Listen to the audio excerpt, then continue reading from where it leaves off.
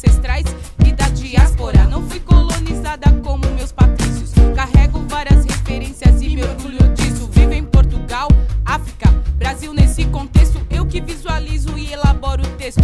Movimento a mente, o pensamento da sociedade. Resgato origens do meu corpo aos descendentes. Me viro na diversidade social, intervenção. Elevo minha identidade e nacionalização. A mim cabe em gestão, preservação e resistência. Nasci pluralizada em meio a muita treta. Onde moro, os povos têm sua ciência, que não está dentro da academia de letras. Não aprovo preconceito, violência, discriminação no embate, no combate.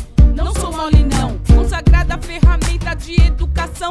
Sou tão forte que formo a pública opinião. Denuncio machismo, racismo, sexismo, exclusão. Tráfico de armas, de drogas e de pessoas. A pobreza e do capital, a dominação. Revelo conceitos, mas não tenho a conclusão. Sou o que sou. Tenho raiz, em muitos lugares ainda estou pura. Sou quem sou. O mandarilha, sou livre no mundo e vivo na rua. Sou o que sou. Tenho raiz, em muitos lugares ainda estou pura. Sou quem sou. O mandarilha, sou livre no mundo e vivo na rua. Começo como jovem e amadureço. Olho para o povo dia a dia de verdade. Sou a atriz principal do meu próprio futuro. Perceba olhos nus, tamanha desigualdade. Transito nos espaços rurais e populares.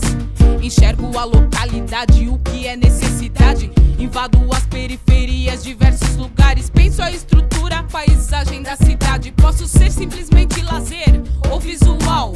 Onde vou, imponho a minha presença. Arte sou, corpo sou, mente sou, som. Incômoda e ativa, faço a diferença. Onde ser humano não é ser igual. Pra população em vulnerabilidade.